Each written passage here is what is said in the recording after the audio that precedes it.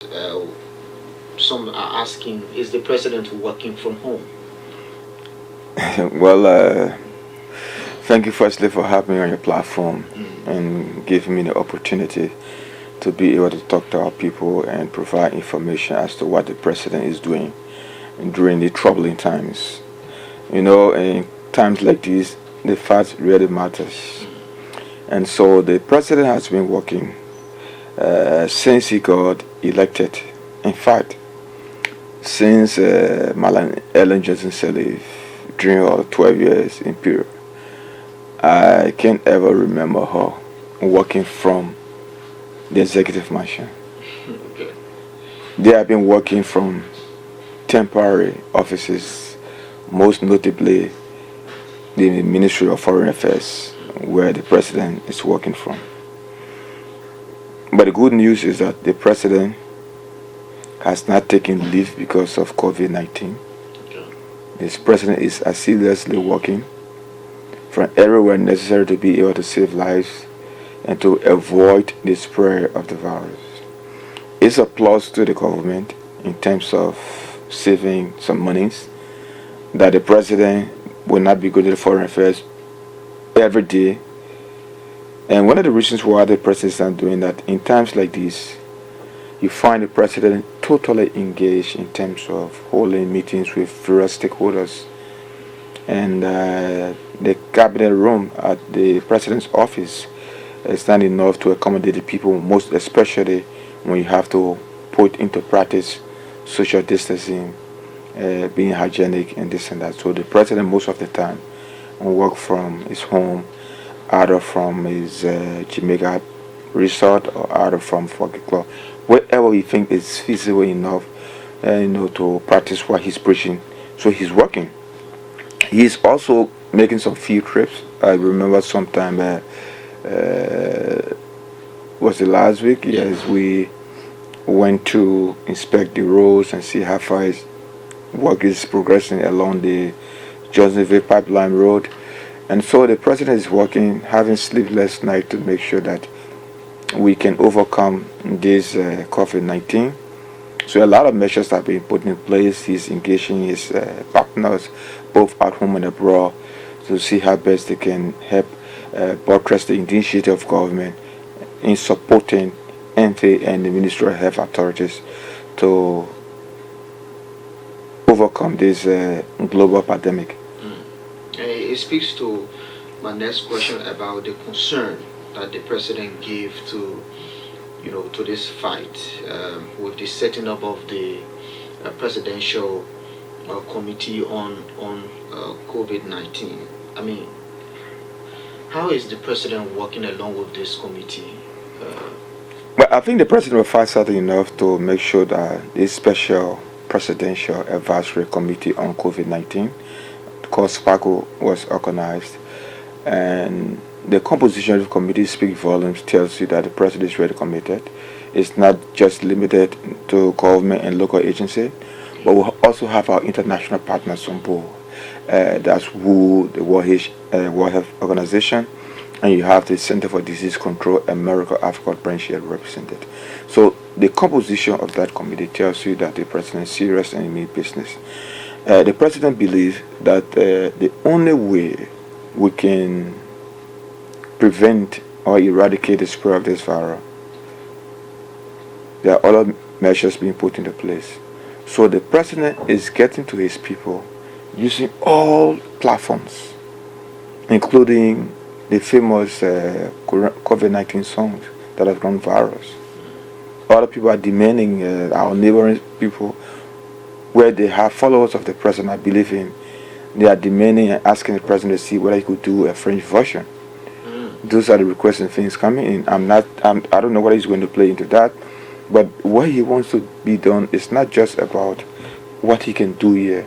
So he tried to get the messages across to our people, addressing the nation, telling them, using the video to wash hands so that people can copy that example, and the releasing of the songs, and asking some of his cabinet and principal deputies to get to the people. Like you listened to the last time, Beatrice, talking to people in his local vernacular, Basa. I wish I can do that myself too. And so these are the things the president is looking after. And I can tell you, in the coming days, the president will also be talking to his people again. He's not going to speak to the people of Liberia on a daily basis, but he will do that when the need arises. So we expect the president to be addressing the nation in the coming days, maybe before the end of the week or maybe early next week. But he's going to talk to his people when the need arises. So if you know that you're Liberian, you mean well. Because if you listen to that cover, so the intro, where let's say the chorus, it said, "Let us all rise, every one of us, whether you are from this side or that side, right? Yeah. We all rise to fight this." And there has been the president's message, and he will continue to preach this message until we can cross this thing. So the president's planned address to the nation, maybe this weekend or next week, early next week, will focus on COVID-19 and other areas, other government issues. Yeah, basically, he's going to talk with people on things that are of primary concern, and on top of the agenda, of course, is COVID-19, urging people to be compliant, and then other basic issues that I don't want to talk about that now. But it will be on general governance, but top on the agenda will be COVID-19, and so he's there. I mean, all he wants is that Liberia should not experience the nightmare other countries are going through. Like if you listen to radio or you went to other platforms, and you will notice that some countries having more than 11,000 deaths. That's too much for our little country with less population to experience. This is why the health practitioners, the experts are telling us, and the president is telling his people, let's keep the social distancing. Let's regularly wash our hands. Let's be as hygienic as possible as we can. Keep your throat moist, drink water regularly. And these are the things he's telling his people. It's not because they don't have work to do, that's why he's telling them to wash their hands, but he wants them to be safe.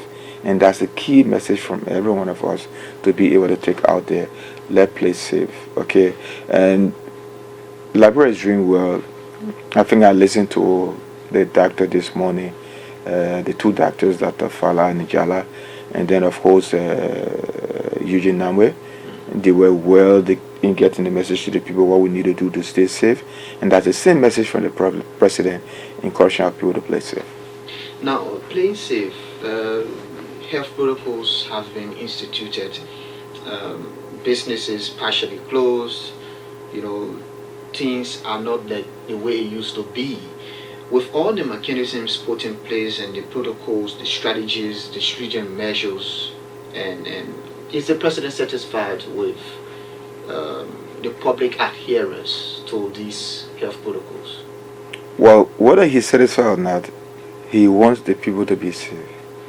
So he wants to be pleased with how Liberia responds. That Liberians can collectively join him and the rest of our people to fight this. People are still discussing a way out for a vaccine for treatment. You can never get a clear-cut treatment for COVID-19. Otherwise, America will not be on its knees like this. The best to do is to follow these experts' advice. The pieces of advice they have for us, we should follow them. Sometimes it hurts that Mr. Paul, Mr. Jackson, Ms. Weir, or this are doing the best they can to make sure they respect the authorities, they take in the pieces of advice from the health experts. But then you realize that another person down there is doing the opposite. So one person's mistake can throw the entire efforts of the entire country backward. And this is why the president don't want. He's happy people are abiding by what he said, but he'll be more than happy, exceedingly glad, if we all adhere to it and not just some and the others on the other side. So this is why he said we should continue to engage our people, continue to talk to them, and that we should all follow. If we do that, I can tell you that COVID-19 will be out. Because right now, I can say we have 6 cases. I can say we have, because the reason why I say we can have 6, the initial 3 we have, according to the doctors, they are all responding. The last set I was on then is negative. It means they are recovering. So, but the 3, the good news is that the 3 they just talked about, these are not people that were already inside the community. These are people that had initial contact with these people that were tested positive, like his driver, his security, and you understand. So these are people that are already being quarantined. But so the community engagement that the president want everybody to, is that this is why they gave out this hotline 4455. They want the community to be fully involved. If the community is involved, I can tell you in less than 30 days, we'll not have anything to worry about. We'll not talk about cases. We are glad that the cases they talk about from Grand Jide, they are negatives for now. They will do another test to make sure that properly negative. And the good news is that with the intervention of the president and our other partners, we have a lot of cases to do testing. It's not just a set we have before. We have more and more multiple testing cases, so that people in the community, if they are suspicious, they are not medical doctors, but the best thing to do is to prevent. If you think somebody is having dry cough, is sneezing on a regular basis, and it's expressing difficulties to breathing, cut the hotline. You're not going to pay anything. It's better to play safe than to say, okay, we are going to trace contacts now. So the best thing you can do, call those hotlines number. I think Minister Number, I heard him. They try to increase it to make more, to have other numbers that you can call, so that maybe if you call this number, the line is busy, you don't get frustrated, you can call the next number. So these are things that have been worked on, and thanks to the president for initiating all of this stuff. The president has taken some personal, decisions, like cutting off his county tour, and so will you recap some of the activities of the president? I understand he signed 40 million financing agreement. All these, putting hold to the Tumutu vocational training center being getting college status. I miss all of this. Can you recap some of the activities? Well, basically, like I said before, in these kind of trying times we have, it's only the fact that can alleviate fear and other concerns that people may have. And the president is not against the Tumutu vocational training center being elevated to a college level. The president vetoed that bill from the Senate. It's not because he does not want more higher institution of learning, but he's looking at the prevailing circumstances surrounding that we are faced with, basically our economy. If you look at the measures the president has taken since he became president, you get to know this is a man who prioritizes education. Before becoming senator, before becoming president, he had the highest number of scholarships in Liberia at almost every institution of learning. At the University of Liberia, Cotton University, College now Cotton University, all around. So this is one man who means well for education. He became president, who have free tuition at the university and other tertiary institutions. You have whilst fee being paid. It means he wants people to learn. But the essence of the veto is that you have Timbuktu that have already been captured in our national budget. Elevating them to college level requires more funding, require more logistics, including staffing. You have an institution, Timbuktu, that also had money set aside by our partners, including the French government and the European Union. They are pumping in almost close to $10 million that have been committed. to that. So if you change the status and elevate them community college, those monies will not be coming. How do you meet these conditions? So the president is not saying that it won't happen, but he said for now, it is not ideal, it's not feasible. And so he mandated the ministers of education and youth and sports to work along with the legislative caucus from Bon County on the future of that particular institution, all our institutions in the country, whether they should be upgraded to a different level or not, so that we can have what you call a proper transitioning period. So if, for example, you want it to be elevated, then we look at the next budget year, whether it's feasible enough, whether we will be able to generate money to maintain the institution. Because if you have an institution like that, more people are employed and you don't have salaries, it becomes an issue. So based on those few lines, the president said no, for now it's not necessary to have a pay or veto. The president, like you said, also signed some agreements. Certain things, some of the bills were sent to the national legislature for ratification. It's all in the interest of moving our country forward. Okay, our economy is not big like the superpowers. So the later we can do, the negotiations we can have, the president connections with other people can be used at that point in time to make sure that everything we have to move our country forward is done. It's not like, okay, yes, he's not going for the country tour, which of course any reasonable leader will not want to raise the life of his people. Because going on the country tour, you talk about keeping social distance, minimizing crowd. The president that I know with the followers here, with what he's been doing, will not go to any county and you have less than 1,000 people. So based on those things, and to minimize the spread of the virus, and taking it as a global crisis, he decided to cut short this, to put off the country tour, and monies that were allotted for county's preparation.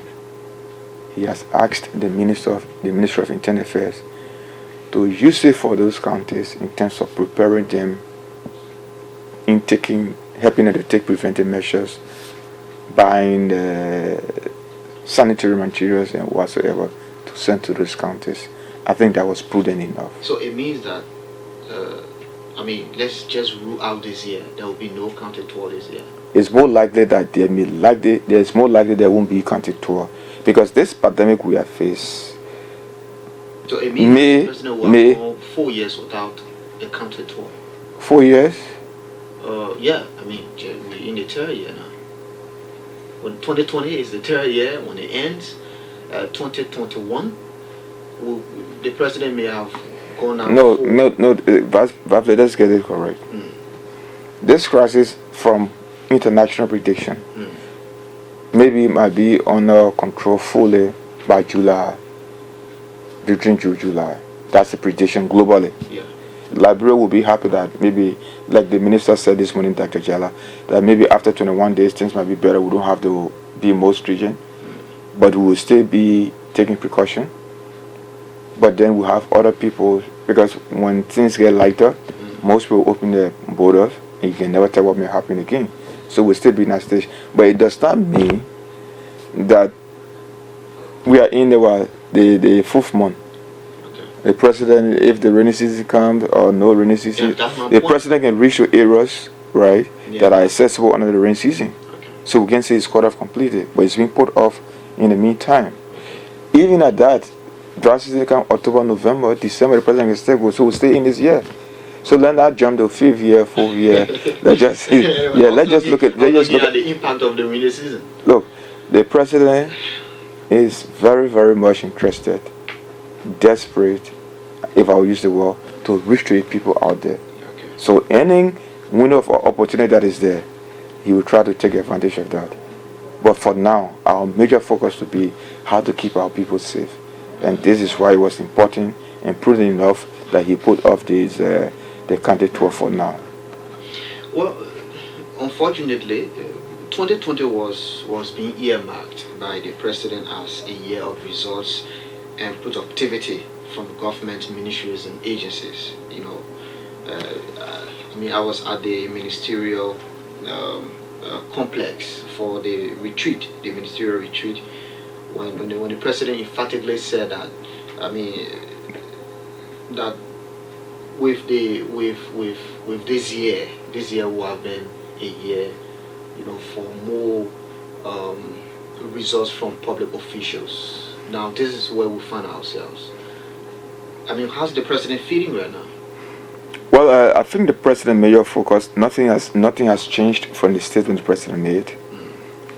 This is why, in spite of the pandemic, the crisis of COVID-19 we faced, the president is still signing agreements. Is scrapping having a face-to-face contact via technology with other partners, and those things that can be done while we try to put this pandemic under control. Those things are still going to be happening. And so one of the agreements that the president sent for ratification was this Vojima Komnia Road. Yeah. If those things are done, contracts signed, the work will be going on. Probably it may not be on a larger scale because we try to minimize crowd control and what have you. But those things that needed to be done will be done. We're not going to paralyze the entire country because of COVID-19. So we take those preventive measures, encourage people to forget going to clubbing, keeping a social distance, being more hygienic. But those things that can be done within the confines of this, observing the health protocols, those things will still be done. So and government officials' feet will still be put to the fire. Obviously, I mean, if you have the means to work, this is why they say people should work from home, but essential staff to go to work. So if they were not to do anything, we expect everybody to fold their hand, they will say everybody should stay home. But we want essential staff because the reason why you do this is to minimize the spread of this virus. Because people come into contact. For example, you're a popular figure. Just imagine those you interact with. And then, worst case scenario, they say, oh, Vavle, okay, let me use my name. Yeah, so they, more says, look at where it's suspected of this. Yeah. Do you know what that means? All those you have contact with, you have the Christian. You understand? So depending on what you do, right, it's good to do it safely, and this is why the president is encouraging. So no matter what may, right, those things that can be done while observing the health protocols will still be carried out once the means are available.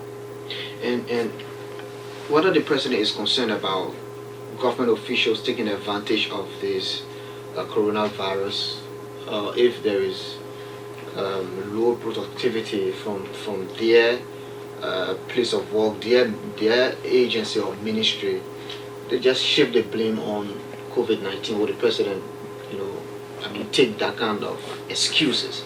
Well, Vavle, sorry to say this, but I don't want you to buy into public sentiments. I think those officials, those ministers are responsible people, and I think they will act accordingly. I don't think anybody looking at the stance the president is taking wants to abuse their office or wants to be negligent or do things on the contrary. I think they all are concerned and they are willing to do everything possible. Like the Minister of Justice, right? They didn't say because of COVID-19 we're not going to go to the trial or hearing or prosecution of the journalist murderer at the coin, Taron Brown. No, they were there. Councillor Wisa was there, and they make sure that the court went through the hearing, sentencing as well, and so everybody is doing what they can do. This morning, Minister Nami was here to work along with our health authorities that are having sleepless nights to talk to people. He's not sitting home to say, well, this COVID-19, I don't, they will play safe, they will follow all those measures, and they will do the work they should do. So let's not judge them. But if you want to be, say, holding all factor constants, let's assume that happens. I think they will face the weight of the president. Okay. Well, if you just joined us, you are listening to the Super Morning Show on ELBC Radio. We have as our guest Presidential Press Secretary Isaac Solokebe. The economy, and I'm quoting the Deputy Finance Minister for Economic Management, Augustus Flomo, when I hosted him last week, was set for real, growth and to flourish, following government's adherence to all of the measures and recommendations put forth by the International Monetary Fund and the World Bank. Is the president concerned about the potential threats the coronavirus might have or may have on the economy? Is being projected by the folks from the Ministry of Finance and the IMF that growth must slow to 1.4%. All of the economists around the world have been affected by this because it's something you didn't plan for, you didn't expect. Even say, for example, people say, well, there should be a projection. People should have in mind that you have natural happening that you don't have control over, but nobody expected at this scale. First, people are calling it Chinese virus. Chinese virus has become a global pandemic. So yes, indeed, everyone is concerned, but all is not lost yet. People make projection, people make prediction, but all is not lost yet. The best and foremost we can do is to focus on how we can overcome this. Because if we don't overcome this, obviously there is no denial. Our economy will slump further. And this is what we don't want to do. So since we are at this stage, it has not gotten to the case where we'll have fatality, the case where we'll have to bury our brothers, our sisters and other things. This is the best time to be more proactive. This is the more time to rise up and join the fight against COVID-19. Well, a lot of optimism. I know we are all hopeful that the economy still stands strong, but the fact that it was this year that was earmarked for real business, and this has happened, this is worrisome. It's worrisome. This is a leap year, and if you really retrospect or try to review happenings, there are a lot of stuff that happened in leap years. I'm not talking about librarian in particular. You see, there are a lot of things, and what the president was telling the religious leader, the council of churches, and other members of the Christian faith, he said, "Look, the statutes people are reading. It means this is the time we all need to come together so that things that happen don't happen." They were making specific reference to the Ebola crisis. He said Ebola started in December, right? They got together, started to pray. In January, things ceased a little bit. When they forgot about praying or forgot about taking into considerations those measures that were put in place by our health authorities, by July, everything went out of control. COVID-19 started in December. In January, all people across the country started to feed it, across the world. We were, last year, somehow, we have our, in this case, 3. So the president telling them, this is the time we follow all the measures we need to take. This is the time in our closet we pray so that July will not have a case or will not go back to what happened. We don't want these things to go out of hand. And so it's a good thing that we know we had the experience for Ebola. It's a good thing that we know where we are. And it's a good thing that we know what to do to avoid a worst case scenario. So let's do those things to avoid a worst case scenario. If we do that, yes, we'll save our economy. I'm not saying the growth we anticipated will happen, but it will not deteriorate further. Maybe we'll have a little drop, right? But if it continue to divert all of our resources to the fight against COVID-19 continuously, then it will drop even beyond expectation. And I don't think we want that to happen. We don't want that to happen. Okay. Now let's come to something, a story that is trending in the public space, like the coronavirus. It is the nomination of the chair of the National Elections Commission, Councilor Nobuzi Nwabudike, I'm sure the president is following all of the drama at Capitol Hill. Um, what is the president saying? What can you say about that? What all the president feels and what he enjoys is the beauty of our democracy, where we have separate branches of government, every one of them performing their tasks and duties. And I think the senators, those who are charged with responsibility to either confirm or deny all of those people, I don't want to pick up just the chair, but all those that were nominated to various positions by the president, it is the responsibility of those senators to do due diligence. And the president, they will admit that the president is not interfering. Sorry. Okay, the president is not interfering with the work. The president plays his part as per the constitution to make the nomination. It is left with them to do due diligence, to vet them, to confirm them, or deny them. So this is the beauty of the democracy. Okay, the president will not be happy if his nominee is rejected, but you'll be happy that he's rejected on a fair basis of what the people think he shouldn't be confirmed. And he's not going to interfere with their rulings. He's not going to interfere with whatever they do. He played his part. It's left with them to play their part. So But this is a man who has gone to the Senate 2 times. And so that is not the president's question. That's not the president's question. You have a president who is not divisive. Whether Nwabudiki is naturalized or not, is a Liberian citizen. Right? So unless otherwise, they say they feel that he should not be, fine. But my take here, personally, I'm the press secretary, but my personal take here, it shouldn't be something like people are preparing for their failure. Take for example, if I'm a senator, right, and for whatever reason, whether it's personal reason or not, I don't want this guy to be confirmed, and he's confirmed. Then tomorrow I lost the election, say, oh, because I didn't want him to be confirmed, this is why I lost the elections. I hope you are not trying to play blame game in the end. If the man deserves to be confirmed, confirm him. If he doesn't, in keeping with laws, if there are legitimate claims for which he should not be confirmed, so be it. Are you sensing witch hunt? No, I'm not saying that. But for everything you do, there are repercussions that people might think. There are some of us now, we know how we stand.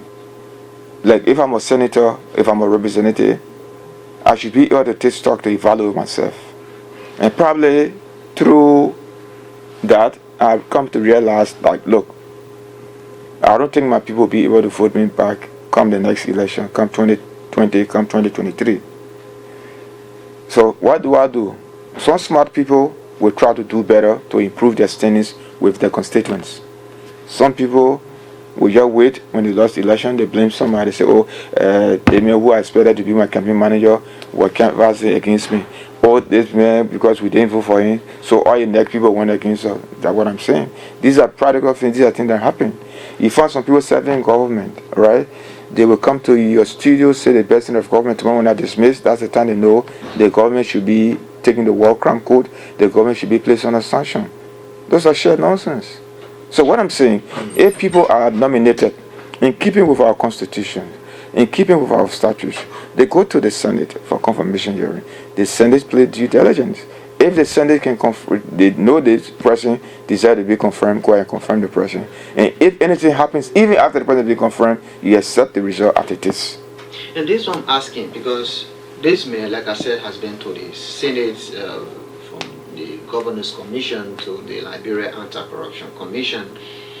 And if the president thinks that Councilor Wabudike, his nominee, is being rigorously and unprecedentedly scrutinized for this particular position, that's something of a concern.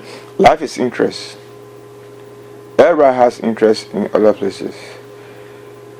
So, what people are doing most of the time, the actual people who are pushing things are not those who you hear talk. There are a lot of people who want to be next year. Probably those are the ones that are instigating things.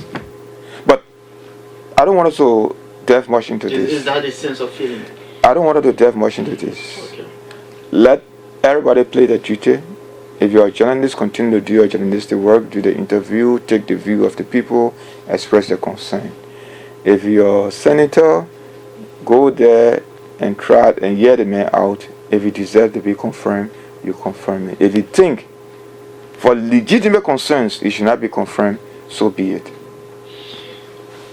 There are rumors and circulating, and I just want to bring some of them to your attention. That the president is stressed and that he wants to withdraw Councilor Wapudike's nomination. Has that come to your... The president is not a chair. If the president intends to withdraw the nomination, he has the right to withdraw the nomination. You have done so. You cannot wait until he goes for hearing before withdrawing the nomination.